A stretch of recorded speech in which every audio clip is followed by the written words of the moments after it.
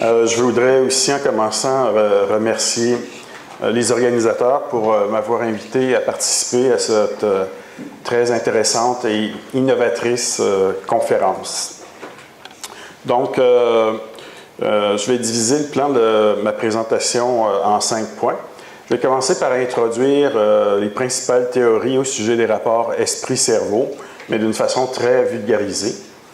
Je vais par la suite présenter des données de neurosciences récentes, données d'imagerie cérébrale surtout, qui montrent que l'activité mentale exerce une influence importante au niveau de l'activité du cerveau. Par la suite, je vais introduire d'autres données récentes qui suggèrent que la conscience peut opérer aussi de façon non locale. Il y a un mode qui serait local et il y a un mode qui serait non local. Et ça me mène à une théorie que je suis en train de développer qui s'appelle la théorie de la psyché-élémentarité, qui est en train d'être évaluée par une revue scientifique majeure. Donc, je vais vous présenter un résumé finalement de tout ça, puis je vais terminer la présentation par quelques conclusions. Et la plupart de ce que je vais présenter aujourd'hui, vous pouvez le trouver dans 2 livres, Du cerveau à Dieu et Les pouvoirs de la conscience. Donc, en commençant, je voudrais définir des concepts. Je vais parler à travers la présentation d'esprit, conscience, psyché. Alors, par esprit, ça réfère au terme anglais « mind » en anglais. Donc, ça réfère aux fonctions mentales, si on veut, aux processus mentaux, aux événements mentaux, des fonctions mentales comme la perception, la mémoire, les émotions, la volonté, etc. Quand je vais parler de conscience, je vais référer surtout à l'expérience subjective et également à l'appréhension de soi, donc la conscience de soi. Et je vais également utiliser le terme psyché. La psyché, c'est un concept qui nous vient des Grecs, qui a été utilisé beaucoup par Carl Jung. Ça réfère à la totalité, finalement, des processus mentaux, qu'ils soient conscients ou inconscients. Et ça inclut aussi les concepts de conscience et de soi. Donc, je vais commencer par une espèce de tour d'horizon, si on veut, des principales théories au sujet des rapports entre esprit et cerveau. Alors, je vais commencer par des théories matérialistes, si on veut. La première, l'épiphénoménalisme, c'est quelque chose qui a été proposé au 19e siècle par le biologiste anglais Thomas Huxley, qui était un grand ami de Charles Darwin. Et ce que c'est que finalement, c'est l'idée que toute l'activité mentale est un épiphénomène, ou si vous voulez, un sous-produit de l'activité cérébrale. Donc, en d'autres termes, l'activité mentale, que ce soit la pensée, une émotion, etc., de la volonté, ça ne peut pas exercer aucune influence sur l'activité cérébrale. Donc, on reconnaît dans l'épiphénoménalisme que ce qu'on appelle l'esprit, ça existe, mais ça ne peut rien influencer. Huxley comparait ça au sifflement de la vapeur d'une locomotive, par exemple. La vapeur elle-même ou le sifflement ne peuvent affecter la locomotive. Il y a une autre théorie matérialiste qui est toujours en vogue, qui s'appelle l'éliminativisme, qui a été proposée par des philosophes, Paul et Patricia Churchland et Daniel Dennett, donc des philosophes très, très connus. Et pour eux, les états physiques du cerveau, finalement, il n'y a que ça. Donc, on a l'illusion d'avoir une activité mentale, finalement, d'avoir un sentiment de soi, d'avoir des pensées ou des émotions, etc. Tout ça est un processus illusoire. Et la conscience, le libre arbitre, l'activité mentale, tout ça, c'est des concepts pré-scientifiques qui viennent de ce que ces philosophes-là ont appelé la folk psychology, la psychologie populaire, si on veut. Et ils sont convaincus qu'éventuellement, avec les progrès des neurosciences, ces concepts-là vont être complètement éliminés. Et donc, on va pouvoir décrire l'être humain strictement en termes d'équations basées sur les processus électriques et chimiques dans le cerveau. Mais il nous parle de ça depuis plusieurs décennies, depuis beaucoup de décennies en fait, et puis ça ne s'est pas encore produit. Et plus on avance au niveau de la recherche, moins il semble qu'on va arriver à atteindre cet objectif-là. La théorie de l'identité esprit-cerveau, c'est la théorie qui est endossée par la majorité, je dirais, des neuroscientifiques actuellement. Selon cette théorie-là, les événements mentaux sont créés par l'activité cérébrale et ils sont identiques à l'activité cérébrale. Donc, c'est comme les deux revers, finalement, d'une même médaille, si vous voulez. La conscience elle-même et les processus mentaux, ils sont appréhendés par l'individu de façon expérientielle, subjective. Donc, on dit à la première personne, c'est-à-dire de l'intérieur. Alors que les événements neuronaux, eux, l'activité cérébrale, c'est mesuré de façon externe avec des outils et de manière plus objective. Donc, on dit à la troisième personne. Et bon, il y a plusieurs neuroscientifiques célèbres. Vous voyez ici Francis Crick, Jean-Pierre Changeux. Il y a également Edelman, qui est un autre prix Nobel de physiologie-médecine, Eric Kandel également, qui nous disent que finalement, un processus mental, c'est un événement neural. Donc, l'esprit, c'est ce que le cerveau fait, si on veut. Pour eux. Une autre théorie matérialiste, c'est ce qu'on appelle le matérialisme émergent. Ça a été proposé par le philosophe John Searle, que vous voyez ici, et également par Roger Sperry, un autre prix Nobel de physiologie-médecine. Et Sperry et Searle proposent que les processus mentaux, l'activité mentale et la conscience, ça constitue une propriété émergente, une propriété dynamique. Donc, ça émerge à travers l'évolution sur le plan de la biologie. Mais les processus mentaux, la conscience, le soi, on ne peut pas les réduire, par contre, à des événements neuronaux. Il y a une différence fondamentale qui existe. Et ces processus mentaux-là, également la conscience, exercent une influence sur l'activité cérébrale, une influence qu'on a appelée descendante. Donc, influence causale descendante. En anglais, le terme c'est downward causation. Par contre, pour Sperry et pour Searle, l'activité mentale, la conscience, l'esprit, tout ça, ça ne peut pas exister indépendamment du cerveau. Ça reste un processus, un phénomène qui émerge de l'activité cérébrale. À l'opposé, vous avez des dualistes comme Wilder Penfield, que vous voyez ici, John Eccles. Il y avait aussi leur mentor, Charles Sherrington, au 19e siècle. Et pour eux, le monde donc, de la psyché, le monde mental, la conscience, et le monde matériel, celui du cerveau, c'est complètement séparé. C'est divisé, ça appartient à des mondes différents, au monde matériel ou au monde mental, et donc il y a une frontière qui existe.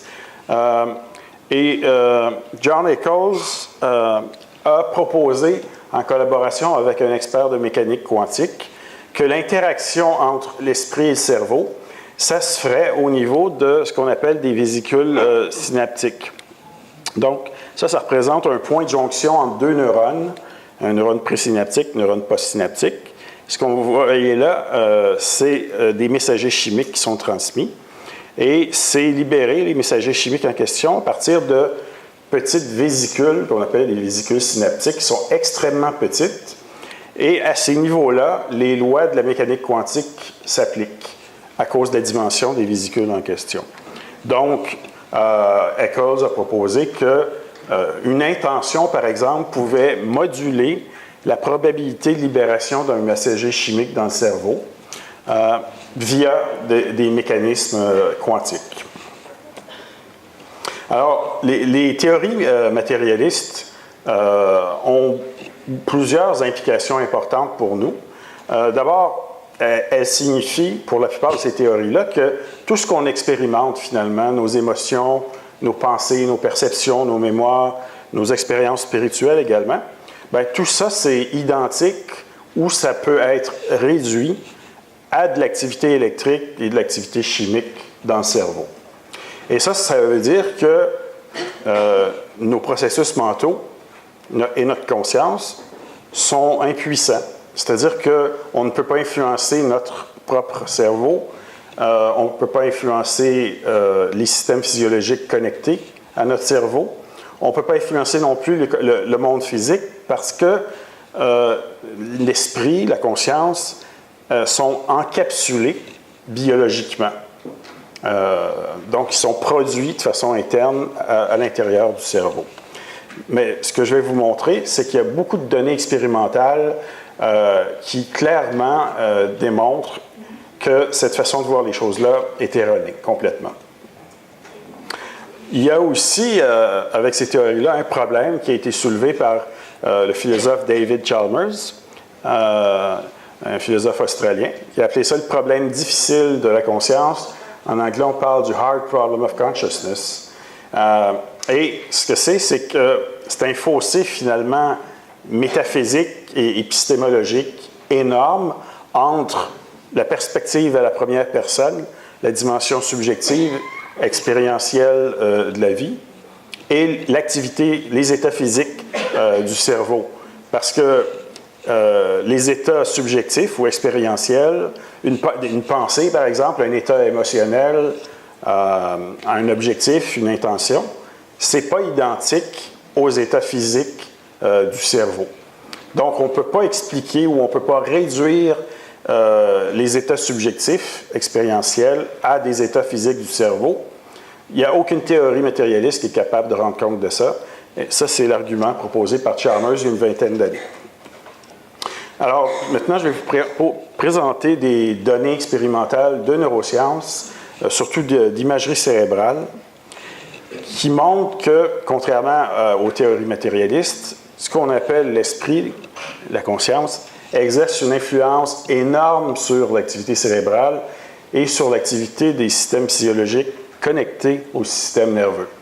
Ça, c'est une image qui représente une étude d'imagerie cérébrale par résonance magnétique. Vous voyez RMF, qu'on a réalisé il y a un certain nombre d'années au laboratoire. Et ce qu'on faisait dans cette expérimentation-là, c'est qu'on présentait des images chargées émotionnellement au sujet de recherche. C'était des images érotiques. En fait, c'était des extraits de films érotiques parce qu'on voulait induire une réaction forte au niveau d'une région du cerveau qu'on appelle le système limbique. C'est, si on voulait, la partie émotionnelle du cerveau. Alors, lorsque nos sujets, et c'était des étudiants universitaires, les masculins, regardaient les films en question, allongés dans le scanner, on voyait des activations très fortes au niveau des régions du cerveau qui jouent un rôle important au niveau des émotions. Donc, au niveau de l'hypothalamus, par exemple, une autre région qui s'appelle l'amygdale, etc. Et donc, ça c'était attendu. Ça faisait du sens. Dans une deuxième condition expérimentale, on leur a demandé de prendre la perspective d'un observateur détaché. C'est par rapport aux extraits de films qui étaient présentés, mais aussi par rapport à comment il se sentait de façon interne au niveau physiologique, par exemple, augmentation du rythme cardiaque, etc. Aussi par rapport au niveau de l'expérience subjective, en anglais, ce qu'on appelle le feeling. Et on les a entraînés seulement 30 minutes à faire ça. Cette stratégie-là d'observateur détaché, ça ressemble beaucoup à une méthode dans les traditions bouddhistes qu'on appelle le mindfulness ou la pleine conscience. Et ce qu'on a observé, c'est que lorsqu'on a représenté des films comparables, il n'y avait plus du tout d'activité au niveau du système limbique. Et ça, ce n'est pas chez des moines bouddhistes qui pratiquent depuis 30 ans, chez des individus qui n'avaient jamais pratiqué de méditation de pleine conscience. Donc, c'était assez remarquable là, comme résultat. On a utilisé aussi une autre technique d'imagerie qu'on appelle la tomographie par positrone. Et ce qu'on a mesuré là-dedans, c'était la production d'un messager chimique dans le cerveau qui est la sérotonine, qui joue un rôle dans toutes sortes de fonctions. mais c'est impliqué beaucoup au niveau de la régulation des émotions et de l'humeur. C'est le messager chimique qui est le plus impliqué au niveau des troubles de l'humeur, par exemple, comme la dépression. Alors, dans cette étude-là, on a demandé à nos sujets de se repencher sur des souvenirs de leur vie extrêmement intenses, par exemple le moment le plus joyeux de leur vie, et d'essayer de revivre cet événement-là pendant quelques minutes. Et on mesurait la production de sérotonine pendant ce temps-là, et au bout d'environ 10 minutes, on a vu une augmentation de production de sérotonine dans certaines des régions qui font partie du système limbique, là, du cerveau émotionnel dont je vous parlais précédemment. Donc, très, très rapidement. On a fait exactement l'inverse aussi. On a utilisé une autre condition expérimentale où là, on leur demandait de revivre un événement extrêmement triste de leur vie. Et on a vu le phénomène inverse, c'est-à-dire une diminution de la production de sérotonine dans les mêmes régions du système limbique. Donc, ça veut dire qu'on peut on peut modifier la chimie cérébrale de façon très rapide. Et ça, c'est pendant quelques minutes. Mais si vous imaginez qu'on entretient un pattern de pensée négative et d'émotions négatives pendant des mois, voire des années, là, à ce moment-là, on peut perturber complètement l'équilibre du cerveau. Et aujourd'hui, il y a des études qui montrent que si on fait ça, ça devient neurotoxique, c'est-à-dire que ça amène la destruction de certains neurones dans des régions sensibles comme l'hippocampe, qui est relié au stockage de la mémoire. Une autre façon de démontrer qu'on peut transformer le cerveau si on change nos pensées, nos émotions, c'est via la psychothérapie. Alors, on a fait une étude avec une douzaine de femmes qui souffraient d'une phobie spécifique aux araignées. Avant le début de la thérapie, elles n'étaient pas du tout capables de même toucher des images colorées d'araignées sans avoir de réaction panique. Et on les a scanographiées avant et après thérapie. Avant thérapie, on leur présentait des images, des vidéos en fait d'araignées en mouvement. Alors, elles ont toutes eu une réaction de panique dans le scanner, évidemment. Et on voyait beaucoup d'activation au niveau des régions comme l'hippocampe, l'amygdale, donc des régions clés au niveau du cerveau émotionnel. Donc ça, c'était quelque chose qui n'était pas surprenant. Par contre, la thérapie a duré 4 semaines. C'était 4 réunions de groupe. Et une composante centrale de la thérapie, ça a été de faire en sorte que ces dames-là restructurent leur schéma cognitif ou leurs croyances par rapport à c'est quoi une araignée, c'est quoi les capacités perceptuelles réelles des araignées, leur capacité au niveau cognitif. Il y a une experte de l'Insectarium de Montréal qui est venue pour leur démontrer que les araignées ne pouvaient pas élaborer des plans complexes d'attaque, par exemple, ou des choses comme ça, qu'elles n'avaient pas les capacités perceptuelles non plus pour faire des choses comme ça. Et ça a eu une influence tellement énorme qu'au bout de seulement 4 semaines, toutes nos phobiques ont pu tenir dans leurs mains une tarentule géante. Et là, après ça, on les a ramenés dans le scanner, on leur a représenté des films avec d'araignées en mouvement, et là, il n'y en avait plus d'activité au niveau d'activité intense au niveau du système limbique, du cerveau émotionnel. Donc, le cerveau avait été comme recablé d'une certaine façon. Et ça, c'est un phénomène qu'on appelle de neuroplasticité. La croyance est également très, très importante. Ça réfère à l'effet placebo, dans le fond, qui est basé sur donc, la croyance en l'efficacité d'un traitement qui est faux, qui n'est pas efficace du tout. Par exemple, de l'eau distillée, une pilule de sucre. Il y a aussi, c'est un phénomène, le placebo, qui intervient également au niveau de la chirurgie. Donc, lorsqu'on développe de nouvelles interventions chirurgicales, parfois, on doit démontrer la supériorité de l'intervention par rapport à un placebo. Donc, il y a une chirurgie qui est placebo. Et il y a une étude qui a été faite dans les années 90, qui a été reprise au début des années 2000 à l'université Baylor à Houston. Ça visait à déterminer l'impact d'une intervention au niveau de l'arthroscopie pour l'arthrose du genou. Et on a séparé les patients, et il y a des patients qui ont participé au groupe placebo. Alors, ces patients-là marchaient très difficilement, marchaient avec des cannes avant l'intervention. Et dans le groupe placebo, les individus ont reçu simplement une petite incision au niveau du genou.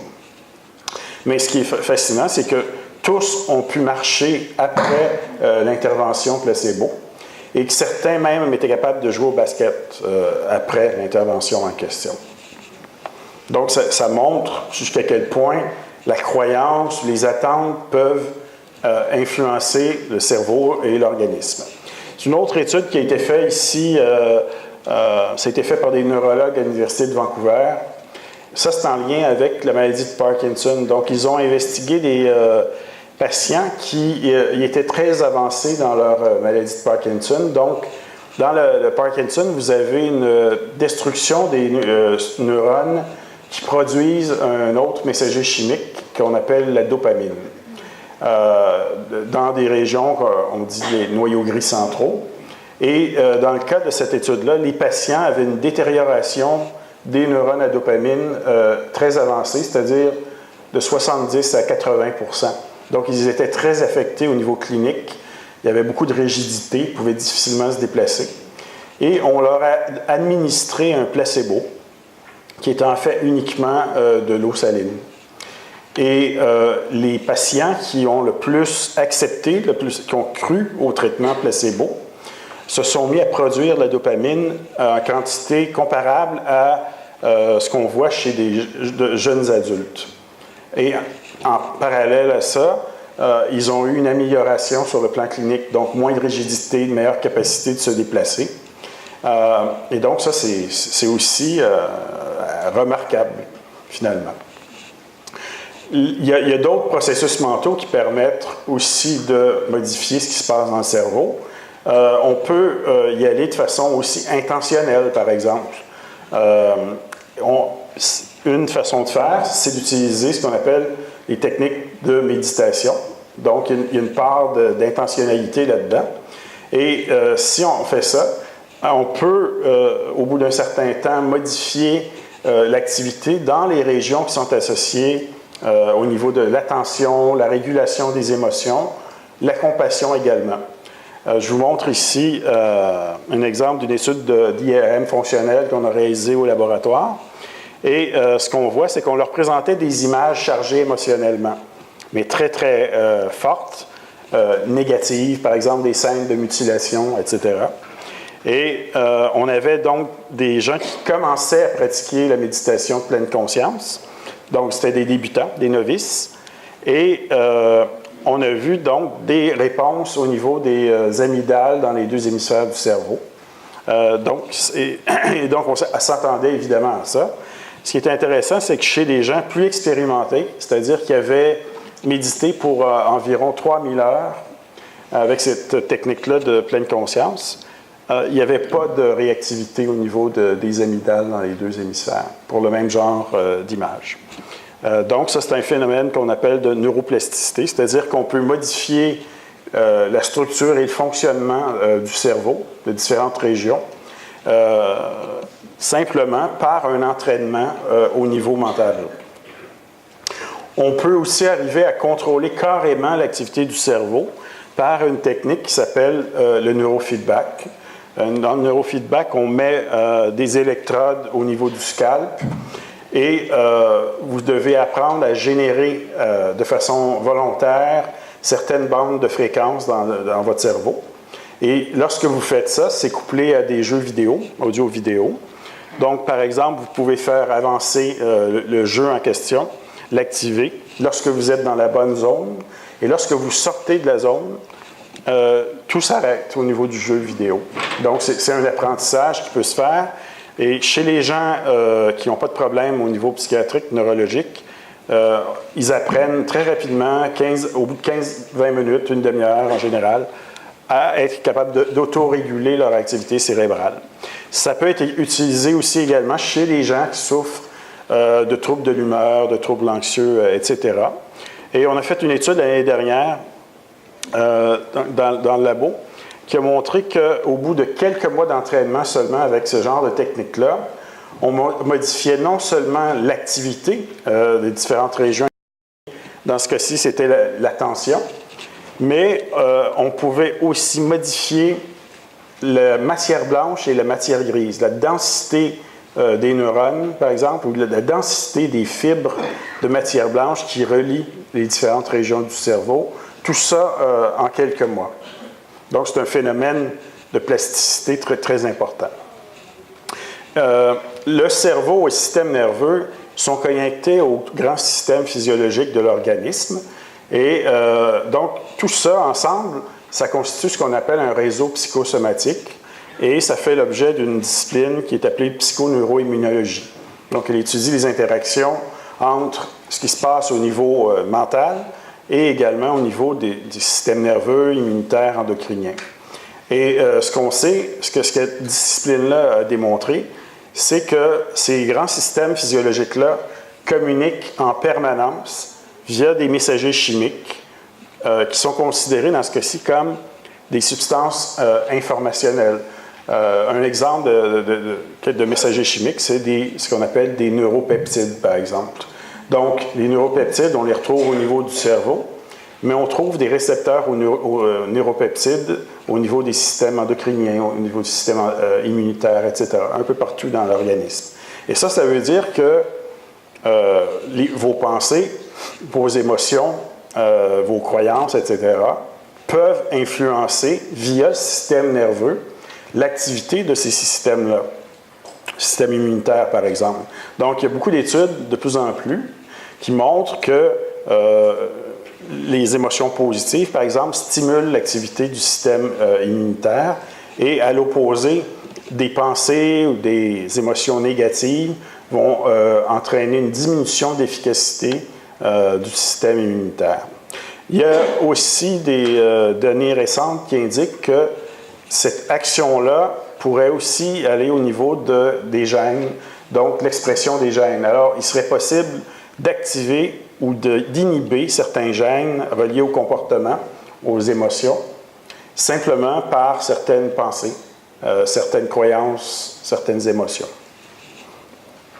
Ça m'a mené à proposer un modèle théorique il y a quelques années, justement, que j'ai appelé modèle de transduction psychoneurale, c'est-à-dire que tout ce qui se passe au niveau mental, les perceptions, les émotions, les croyances, les intentions, les pensées, etc., ça amène une modification soit au niveau électrique, soit au niveau chimique de l'activité cérébrale. C'est ce que j'appelle la transduction, si vous voulez. Donc, c'est une traduction d'une forme de langage à un autre. Donc, si on veut, de façon métaphorique, du mentalais à du neuronois.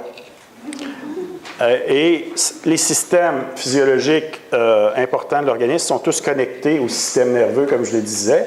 Donc, tout ce qui se passe à ce niveau-là peut avoir une influence au niveau des systèmes immunitaires, endocriniens, et même, comme je le disais, au niveau de l'expression des gènes. Je vais vous parler maintenant du concept d'esprit non local, parce que jusqu'à présent, on a parlé plus d'une action locale au niveau mental, mais il y a aussi d'autres études qui montrent que la conscience peut exercer une action qui est non locale. Un domaine de recherche qui montre ça, c'est la recherche au niveau des phénomènes psy. Alors, au cours des dernières décennies, il y a eu des milliers d'études scientifiques qui ont été réalisées. Et statistiquement, ces études-là montrent la réalité des phénomènes psy. Des phénomènes comme, par exemple, la télépathie, qui semble être un échange mental d'informations, si vous voulez. Mais il y a d'autres phénomènes comme des interactions mentales à distance, soit avec des systèmes physiques, comme des générateurs de nombres aléatoires, je vais y revenir un peu plus tard, ou soit avec des systèmes biologiques, des systèmes vivants. Ça peut être donc des enzymes, des bactéries, des plantes, des animaux, ou d'autres êtres humains également. Merci.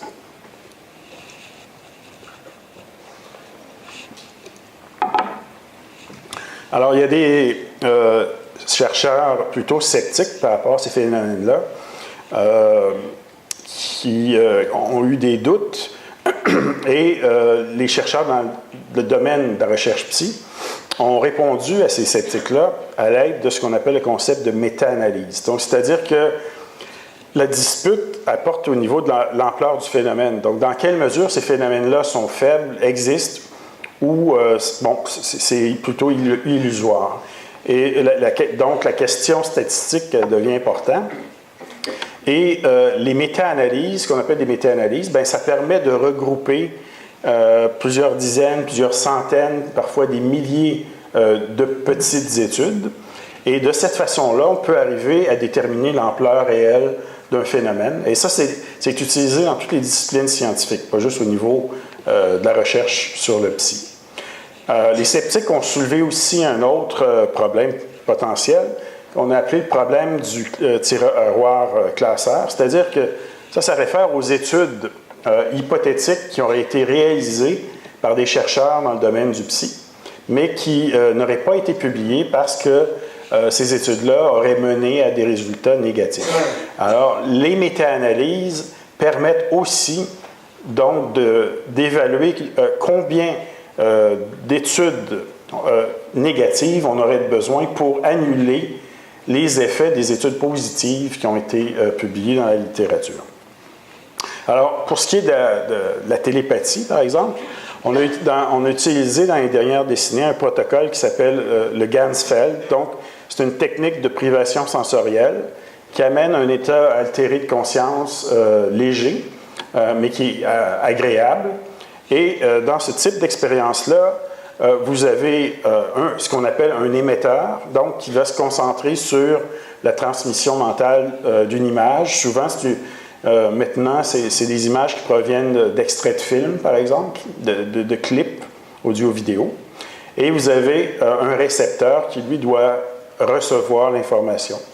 Et les méta-analyses au niveau statistique montrent que les probabilités pour que les résultats de ces études-là qui ont été réalisées dans les 3 dernières décennies, la probabilité que les résultats soient dus simplement au hasard est de 29 trillions de chances contre 1. Donc, clairement, c'est un phénomène qui existe. Et pour canceller cet effet-là, il aurait fallu qu'il y ait des milliers d'études avec des résultats négatifs pour annuler donc l'effet positif. Et étant donné qu'il y a peu de chercheurs dans ce domaine-là, il y a Dean Radin, qui est très connu, qui est associé au domaine, qui a calculé que c'était très peu réaliste de penser que autant d'études négatives auraient pu être réalisées au cours des dernières décennies.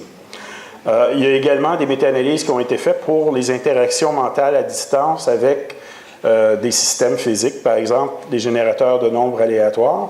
J'en ai parlé. Donc, des générateurs de nombres aléatoires, en fait, c'est des circuits électroniques qui produisent des milliers de bits aléatoires par seconde. Donc, ils produisent des séries de 0 ou de 1. Et dans ce genre d'études-là, typiquement, on demande au sujet d'influencer mentalement les résultats du générateur de nombres aléatoires pour qu'il produise soit davantage de 0 que de 1, ou exactement l'inverse. Et ce phénomène-là a été étudié pendant quelques décennies au laboratoire PAIR, donc le Princeton Engineering Anomalies Research Laboratory. Ça, c'était à Princeton, à l'université de Princeton. Et ils ont conduit une méta-analyse qui englobait plus de 800 études.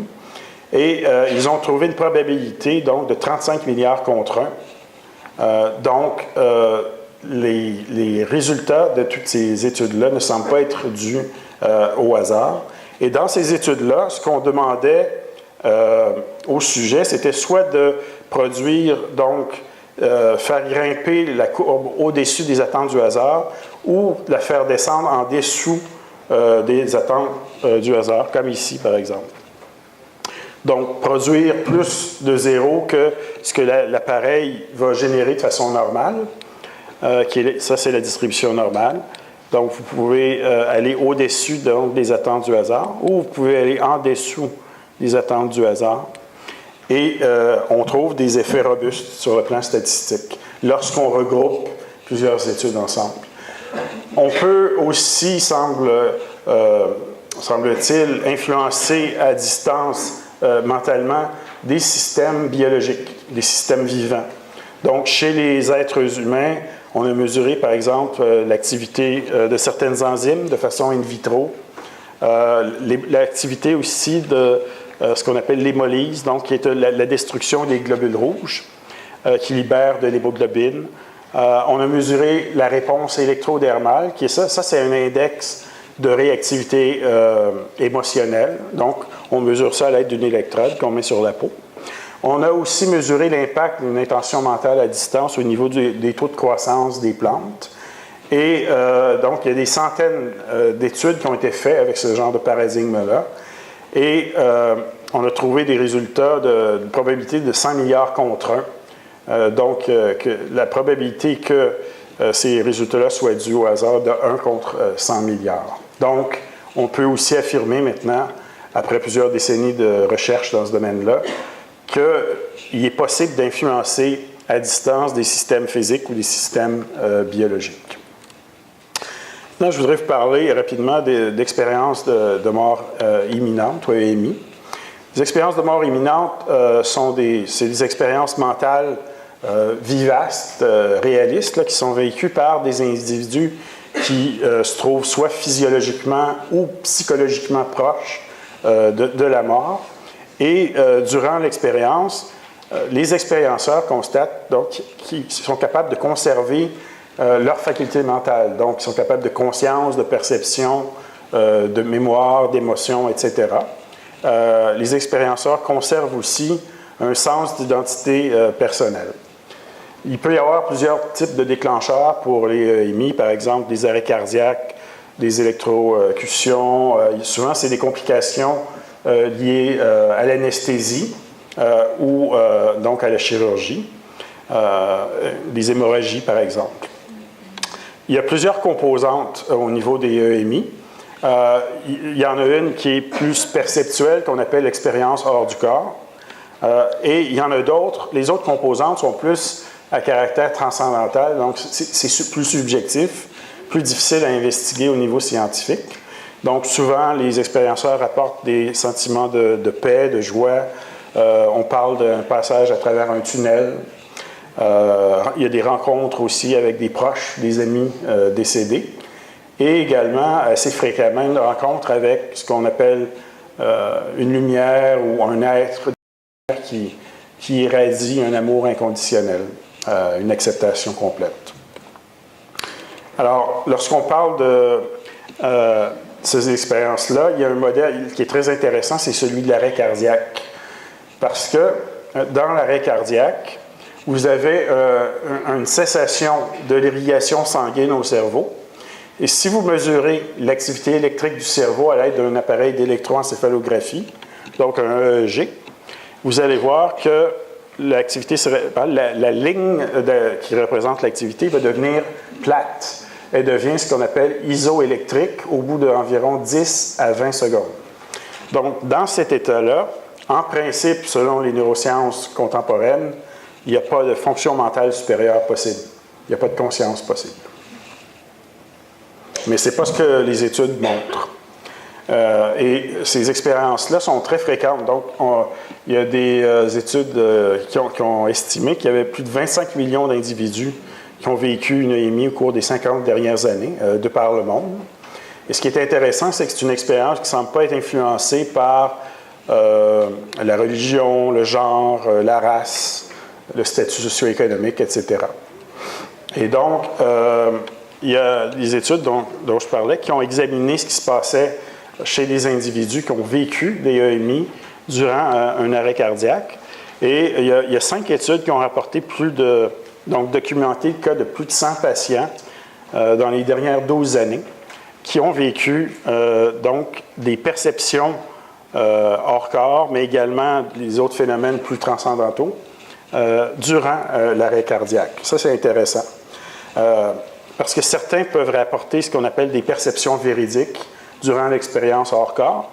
Donc, l'expérience hors corps, c'est quoi? C'est l'impression de sortir de son corps et de voir donc les événements se dérouler d'un point de vue extérieur, parfois depuis un point de vue éloigné dans l'espace.